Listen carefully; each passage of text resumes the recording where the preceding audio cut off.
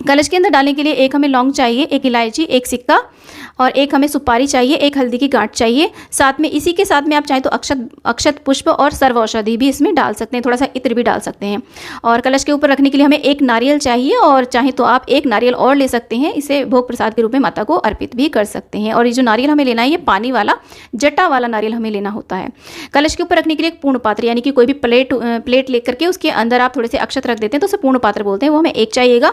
और इसके साथ में अक्षत, देखिए चावलों का प्रयोग इसमें बहुत ज़्यादा होता है क्योंकि षोडश मातृकाएं भी बनानी होती हैं, नवग्रह बनाना होता है, कलश के नीचे अष्टदल कमल बनाना होता है और जो हम अखंड ज्योत यदि हम जलाते हैं तो भी हमें चाहिए। पूजा में भी अक्षत की आवश्यकता होती है। अक्षत यानी कि साबुत चावल पंसारी के यहाँ बहुत ही ईजिली मिल जाते हैं, आप चाहें तो उनसे बोलेंगे कि हमें साबुत पूजा वाले चावल चाहिए तो वो दे देते हैं। और आप चाहें तो देखिए अगर कलश की स्थापना कर रहे हैं तो कलरफुल तरह तरह के रंग से रंग करके भी अष्टदल कमल बना सकते हैं, या फिर सिंपल सफ़ेद चावल होते हैं उनके ऊपर थोड़ा सा हल्दी कुमकुम डाल करके भी आप अष्टदल कमल बना करके भी अपने कलश की स्थापना कर सकते हैं। तो चावल आप आधा किलो या 1 किलो के करीब ले लें क्योंकि बहुत सारे चावल लगते हैं इस पूजा में। और साथ में यदि आप ज्वारे उगा रहे हैं, देखिए ऑप्शनल होता है, यदि आप उगाना चाहते हैं तो उसके लिए हमें क्या सामग्री चाहिएगी। जौ चाहिए 100 ग्राम के करीब, आप जौ भी ले सकते हैं, कहीं पर गेहूं भी उगाए जाते हैं, कहीं पर दोनों को मिक्स करके भी उगाया जाता है। और किसी के यहाँ पर सप्तधान 7 प्रकार के जो धान होते हैं ना उनको भी मिक्स करके उगाया जाता है।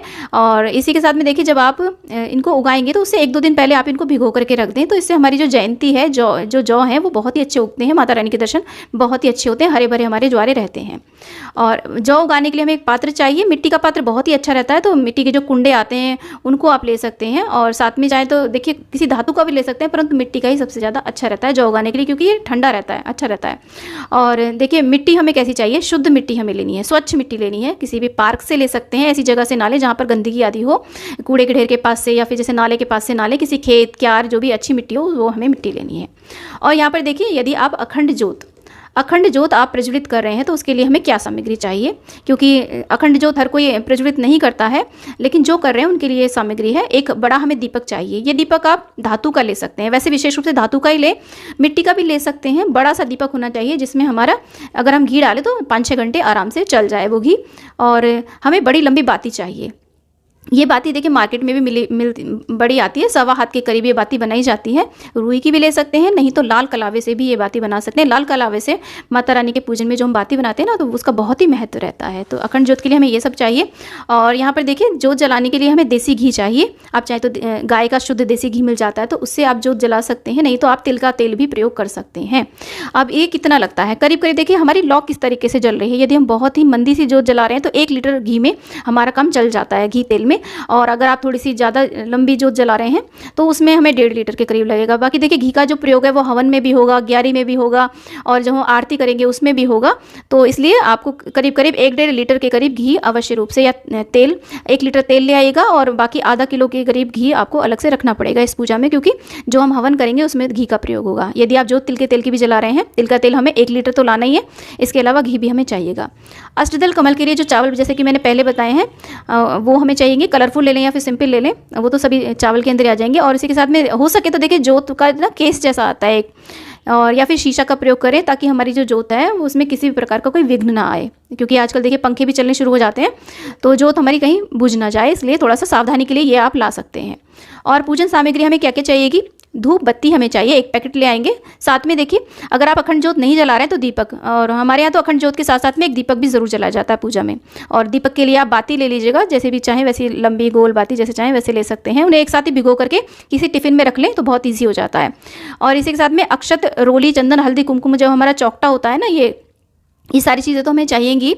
साथ में जनेऊ चाहिए, 3 से 4 हमें जनेऊ चाहिएंगे, जैसे कि गणेश जी के लिए, अगर नवग्रह की स्थापना कर रहे हैं तो उनके लिए, और साथ में कलश के लिए भी हमें जनेऊ चाहिए। और यहाँ पर देखिए अगर जनेऊ आपके पास नहीं है तो कच्चा सूत भी आप 7 बार लपेट करके अर्पित कर सकते हैं। और ये एक ही दिन अर्पित करना है हमें जनेऊ, रोज़ रोज़ हमें जनेऊ अर्पित नहीं करना है, पहले दिन ही हम पहले दिन और लास्ट के दिन, नवरात्रों में हो या कोई भी पूजन हो, पहले और लास्ट के दिन विशेष पूजन किया जाता है, तो पहले दिन ही ये चीज़ें अर्पित की जाएंगी, डेली अर्पित नहीं करी जाएंगी। कलावा या मौली 1 पैकेट ले लेंगे, जिसे हम रक्षा सूत्र भी कहते हैं। ये देखिए बाती बनाने के लिए भी चाहिए, वस्त्र रूपी अर्पित करने के लिए भी चाहिए। और हमारे यहाँ पर डेली वस्त्र रूपी कलावा भी अर्पित नहीं किया जाता है, बस पहले दिन ही अर्पित किया जाता है, अगले दिन से नहीं करते हैं, बस ऐसे ही छींटा दे करके पूजन कर लेते हैं। शहद चाहिए, भोग प्रसाद के रूप में भी अर्पित करने के लिए चाहिए, और पंचामृत बनाएंगे उसके लिए भी हमें शहद की आवश्यकता होगी। इत्र, और इत्र की देखिए हर पूजा में आवश्यकता होती है। इत्र हमें चाहिए। खड़ी हल्दी, खड़ी हल्दी की जो संख्या है वो आपके ऊपर है, जैसे कि आप षोडश मातृका बना रहे हैं तो हमें 16 गांठें तो उसके लिए ही चाहिए, और साथ में 4-5 गांठें और ले लीजिएगा, कलश स्थापना के लिए भी हमें चाहिएगी। लौंग, देखिए इस पूजा में लौंग का बहुत ज़्यादा प्रयोग होता है, तो करीब करीब आप 25 ग्राम के करीब लौंग ले लें। लौंग हमें जो लेनी है बिल्कुल साबुत लेनी है, टूटी फूटी लौंग हमें नहीं लेनी है। लौंग के जोड़े भी चढ़ाए जाते हैं और भोग भी लगाया जाता है लौंग बताशे का माँ को। इलायची, इलायची हमें काफ़ी सारी लगेंगी, इसमें आप 11-15 दाने के करीब जो हरी इलायची होती है वो आप ले लें। कमलगट्टे 10-11 ले लें। और कपूर, कपूर का बहुत ज़्यादा प्रयोग होता है इस पूजन में, हवन में भी हमें चाहिए। कपूर से हम आरती भी करेंगे तो 50 ग्राम के करीब आप कपूर ले लें, या फिर जो डब्बी आती है ना वो आप ले सकते हैं। पान 11, देखिए पान जो है वो आप ला करके फ्रिज में रख लीजिएगा। ये जैसे 4-5 पान ले आए और फिर ले आए दोबारा, 2 बार लाने पड़ेंगे आपको, एकदम ठीक रहते हैं, इनको रख सकते हैं आप। और सुपारी, सुपारी की संख्या जो है वो भी हमारी, जैसे हम मान लीजिए षोडश मातृकाएं बना रहे हैं और नवग्रह बना रहे हैं तो उसके ऊपर डिपेंड करती है, तो 20-25 हमें सुपारी भी लगेंगी। और साथ में देखिए पुष्प, यानी कि फूल हमें कौन कौन से चाहिए, कोई भी जो भी हमें पुष्प मिल जाते हैं वो हम ले लेंगे, जो भी मौसमी पुष्प आते हैं वो। और लेकिन माता के पूजन में लाल गुड़हल का बहुत ज़्यादा महत्व रहता है, लाल गुड़हल बहुत ही विशेष माना जाता है माँ को अर्पित करना। साथ में आप गुलाब के फूल भी अर्पित कर सकते हैं, फूल माला भी अर्पित कर सकते हैं। तो पहले दिन तो फूल माला, देखिए हमें सूखे फूल डेली हटा देने हैं, फूल माला यदि आपने चढ़ाई है तो डेली हमें हटानी है, और डेली अर्पित कर सकते हैं, या फिर आप चाहें तो डेली फूल भी अर्पित कर सकते हैं, जो भी आपको उपलब्ध हो जाए वो आप अर्पित करें। दूर्वा गणेश जी को अर्पित करने के लिए चाहिए। कुशा चाहिए हमें पवित्रीकरण आदि करने के लिए, अगर कुशा नहीं है तो आप किसी भी पात्र के अंदर जल लेकर के आप चम्मच से भी आप पवित्रीकरण आदि कर सकते हैं, जल के छींटे दे सकते हैं। और देखिए नवरात्रों में हवन का बहुत महत्व रहता है। हवन सामग्री हमें क्या क्या चाहिएगी, जिसे हम धूनी भी कहते हैं, अग्यारी भी कहते हैं, उसके लिए हमें एक तो हमें पात्र चाहिए। पात्र कैसा, मिट्टी का ले सकते हैं या फिर किसी धातु का ले सकते हैं, उसके नीचे हम कुछ लगा लेंगे क्योंकि आंच जो होती है वो काफ़ी हो जाती है इसमें। और गाय के गोबर के उपले ले सकते हैं, कंडे ले सकते हैं, आजकल तो ऑनलाइन भी अवेलेबल है, हर जगह अवेलेबल है, या आप चाहें तो बना भी सकते हैं।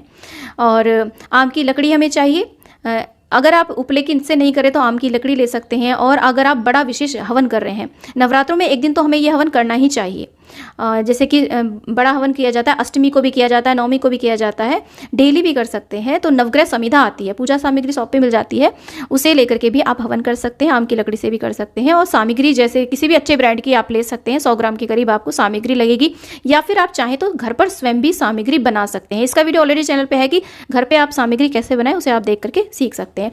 घी तो मैंने आपको पहले बता ही दिया, हवन में भी चाहिएगा, तो आधा किलो के करीब घी और 1 लीटर के करीब तेल या फिर 1.5 लीटर घी आपको लगेगा। पूर्णाहुति यदि आप देना चाहते हैं तो जायफल और सुपारी से दे सकते हैं। गुग्गल और लोबान की धुनी भी की जाती है, गुग्गल और लोबान की धुनी ज़रूर करें नवरात्रों में, चाहे तो देखिए दोनों समय भी कर सकते हैं, चाहे एक समय तो हमें कम से कम करनी ही चाहिए।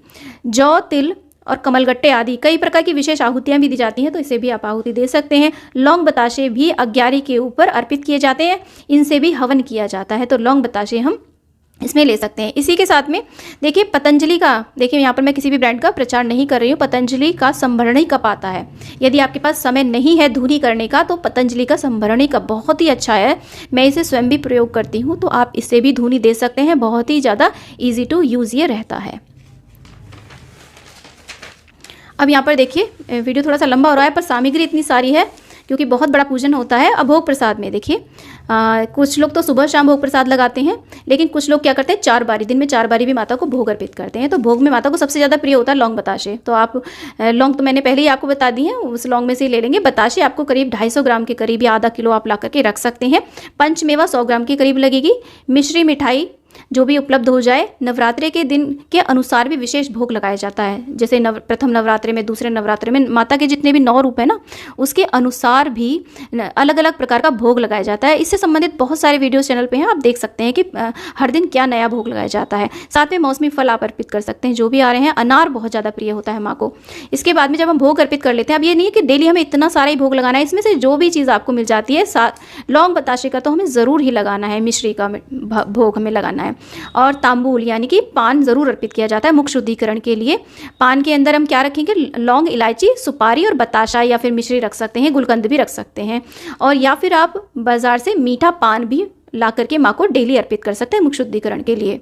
अब देखिए, नवरात्रि के जो 9 दिन होते हैं ना, वो बहुत ही विशेष चमत्कारिक होते हैं। इन 9 दिनों में किया गया जप, तप, दान, उसका हमें हज़ारों गुना फल मिलता है और बहुत ही जल्दी वो हमारी साधना फलित हो जाती है। तो इसलिए इस 9 दिनों में हमें कुछ ना कुछ जाप अवश्य रूप से करना चाहिए, किसी न किसी धार्मिक ग्रंथ का हमें अध्ययन अवश्य रूप से करना चाहिए, पाठ अवश्य रूप से करना चाहिए। तो आप कोई भी आपके पास ग्रंथ हो, उसका आप कर सकते हैं पाठ। तो इसमें देखिए, सबसे जो प्रथम आता है वो होता है श्री दुर्गा सप्तशती। इसका पाठ तो हमें ज़रूर करना चाहिए। तो अगर आपके पास नहीं है तो आप ले आएँ। और नवरात्रि की जो कथा की पुस्तक आती है वो भी हमें डेली पढ़नी चाहिए। कथा, नवरात्रि कथा की पुस्तक हमें डेली पढ़नी चाहिए। नव दुर्गा के 9 स्वरूपों की कथा, डेली एक स्वरूप की कथा हमें डेली पढ़नी चाहिए। इसकी भी पुस्तक आती है, वो आप ले आइएगा। और दुर्गा चालीसा का हमें डेली पाठ करना चाहिए। अगर आपके पास नहीं है तो दुर्गा चालीसा भी आप ला सकते हैं। इसी के साथ में इन 9 दिनों में श्री रामचरितमानस के 9 दिन के 9 दिवस के पारायण का हमें पाठ इसमें करा जाता है, विशेष रूप से किया जाता है। और इसके अलावा आप अन्य कोई भी धार्मिक ग्रंथ पुस्तक का अध्ययन कर सकते हैं। इन 9 दिनों में माता के मंत्रों का भी आप जाप कर सकते हैं। तो फ्रेंड्स, इससे संबंधित दुर्गा सप्तशती का पाठ कैसे किया जाता है, नवरात्र कथा की जो कथा जो है वो क्या है, नवरात्र के 9 स्वरूपों का कथा क्या है, सारी वीडियोस हमारे चैनल पे हैं। सामग्री क्या लगती है, किस प्रकार से पूजा की जाती है, कैसे कलश की स्थापना की जाती है, किस प्रकार से कन्या पूजन किया जाता है, किस प्रकार से हवन किया जाता है, बहुत सारी वीडियोस फ्रेंड्स, करीब 100+ वो वीडियोस हैं। आप उन वीडियोस को ज़रूर देखें। एक प्लेलिस्ट है, उस प्लेलिस्ट का लिंक मैं आपको डिस्क्रिप्शन में या फिर एंड स्क्रीन पे दे दूंगी। आप उन वीडियोस को ज़रूर चेकआउट करें। हर विषय पर वीडियोस मैंने बना के अपलोड की हुई हैं। उम्मीद करती हूँ कि ये वीडियो भी आपके लिए बहुत यूजफुल रहा होगा। वीडियो थोड़ा भी यूजफुल लगा तो वीडियो को लाइक, शेयर, चैनल को जरूर सब्सक्राइब करें और कमेंट बॉक्स में जय माता दी अवश्य लिखें। दोस्तों, मिलते हैं नेक्स्ट वीडियो में, तब तक के लिए जय माता रानी दोस्तों।